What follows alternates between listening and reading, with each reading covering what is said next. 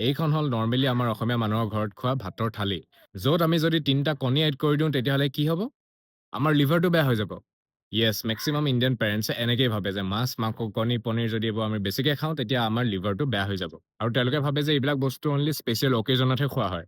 Daily খালে বেয়া। কিন্তু তেওঁলোকৰ মতে যোনটো হেল্ডি খানা হয় তাত কি থাকে এগালমান কাৰ্বছ, ফেটছ আৰু প্ৰটিন একদম নামমাত্ৰ। আৰু যেতিয়াই আমি তেওঁলোকক প্ৰটিনৰ কথা বুজাবলৈ যাওঁ তেতিয়াই তেওঁলোক অফেণ্ড হৈ যায় আৰু কয় যে আমি জিন্দগীভৰ এনেকেই খাই আহিছোঁ। আমাক এইবোৰ প্ৰটিন-চটিনৰ কথা ক'বলৈ নাহিবি। এতিয়া কেনেকে বুজাম যে জিন্দেগীভৰ তেনেকে খাই অহাৰ কাৰণে এতিয়া যি বেমাৰ হৈ আছে সেইখিনি হৈ আছে। কাৰণ আপোনালোক প্ৰটিন ডেফিচিটত ভুগিছে। তাৰ কাৰণে আপোনালোকৰ মুড চুইং হয়, আপোনালোক খিচখিচিয়া হয়, আঁঠুৰ বিষ হয়, জইন্টছ বিষ হয়, মাচল ডিছবেলেঞ্চ হয় আৰু ফটককে উঠি দিলে যে মাথাটো ঘূৰাই, প্ৰটিন ডেফিচিটৰ কাৰণে।